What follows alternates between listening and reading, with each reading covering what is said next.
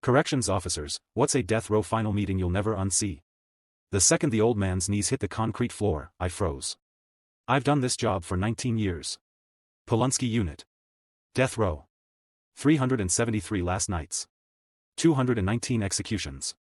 I've seen mothers collapse. I've seen girlfriends scream until they're dragged out. I've seen brothers try to pass makeshift weapons and get tackled. I have never seen this. I have never seen a father kneel to his son. The sound didn't belong. Not in a Texas death row visitation booth. Not 36 hours before lethal injection. Work boots and denim hitting polished cement, it echoed off the cinderblock walls like a gunshot. Marcus Webb stood on the other side of the glass. 23 years old. Orange jumpsuit 2 sizes too big, wrists chained to a belly chain. He held the phone to his ear and watched his father, a man he'd never seen bend for anyone in his entire life, fold in half and put his forehead on the cold floor. Dad. Dad. Get up. Marcus's voice cracked. He pressed his palm flat against the glass. You cannot do this. Please. Please get up. The old man didn't get up. Not yet. I was standing 2 yards behind him.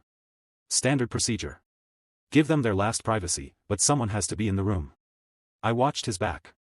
Faded Wrangler jeans, a blue button-down shirt his wife had ironed that morning. Darlene Webb couldn't walk in here. She was sitting in their pickup half a mile away, chain-smoking, staring at the razor wire, too broken to stand. Frank Webb finished the kowtow. Stayed on his knees for a second, catching his breath. Then he looked up at the glass. At the son he'd raised, the son the state of Texas was about to kill for shooting a convenience store clerk named Sanjay Patel during a robbery that netted $143 and a 12-pack of Coors Light. I failed you, Frank said into the phone. Quiet. Steady. The kind of steady you use when you holding a fence together with your bare hands. That's the long and short of it. I worked. I worked all the time. I thought that was enough. I thought putting food on the table and a roof over your head was the job. He shook his head slowly. It wasn't the job. The job was to teach you how to be a man. And I didn't do it. Marcus was crying now. Not the quiet tears from earlier when they'd talked about his mother's bad heart, about the dog that died last spring. These were ugly, heaving sobs that shook his shoulders and rattled the chains. That's not true, Marcus choked out. You taught me everything. How to change a tire. How to rope. How to work, Frank interrupted. I taught you how to work. I didn't teach you how to deal with the anger. I didn't teach you how to ask for help. I didn't teach you that walking away is stronger than starting something. He gripped the phone so hard his knuckles went white. You were 16 the first time you got locked up. I bailed you out and told you to man up. That was it. Man up. Like it was simple. Like you flip a switch. I shifted my weight. Looked at the clock on the wall. 19 years, and I'd never seen this. Frank Webb got to his feet slowly. His knees popped. He didn't wipe the dust off his jeans. I came here to tell you 3 things, he said. 1, your mother loves you. She loves you so much she couldn't walk through that door because she knew if she saw you in that thing, he gestured at the jumpsuit, she'd break into a million pieces and never fit back together. 2, I love you. I'm proud of you. Not of what you did. Never that. But of who you are. That boy who brought home stray dogs. That boy who cried at the end of Old Yeller. He's still in there.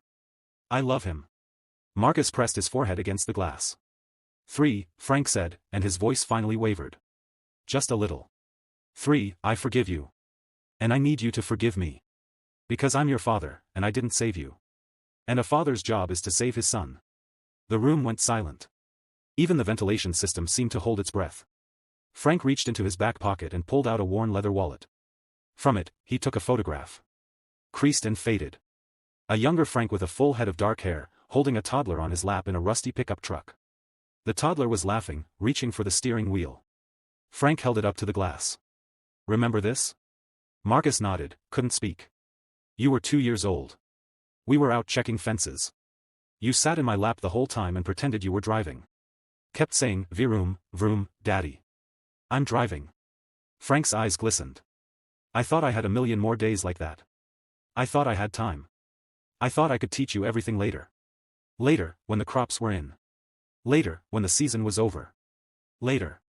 He put the photo back. Tucked the wallet in his pocket. Patted it once. There is no later, Frank said. There's only now. He looked at his son for a long moment. Then he hung up the phone. Marcus lunged forward, the chain stopping him short. Dad! Dad! Frank Webb turned away from the glass. Walked toward the heavy steel door. He did not look back. Not once. But as he walked, his shoulders, straight for 61 years, finally began to shake. I opened the door. He stepped through. It clanged shut behind him. I walked him out. Standard procedure. He didn't speak. We reached the parking lot. December wind cut like a knife. He took a few steps toward his truck, then stopped. His shoulders shook. Then he cried. Not quiet tears. Ugly, heaving sobs, hands covering his face, liquid running through his fingers. He stood in the cold wind and cried for a long time. I didn't go to him. Didn't know what to say. I lit a cigarette and waited. He got in his truck and drove away. 36 hours later, I stood in the execution chamber. Marcus Webb was pronounced dead at 6:21 p.m. Central Standard Time. His last words, recorded by the witness log. Tell my dad I'm driving now. Frank Webb wasn't there. He sat in his pickup in the parking lot, half a mile away, just like his wife had done 2 days before.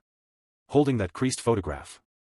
He sat until the prison lights flickered, a routine test, then started the engine. I drove home that night through the Texas Panhandle.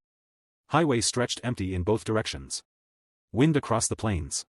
I kept thinking about that father. The way his knees hit the floor. What he said, there is no later. There's only now. I thought about the boy reaching for the steering wheel, saying vroom vroom, Daddy, I'm driving. I pulled over. Sat on the shoulder for a while. Then I drove home. 19 years on death row. You tell yourself you've seen it all. You haven't. You haven't seen a father kneel to his son. You haven't seen a man carry that weight out to a parking lot and stand in the wind and cry until he couldn't stand anymore. I wondered if he'd ever forgive himself. Probably not.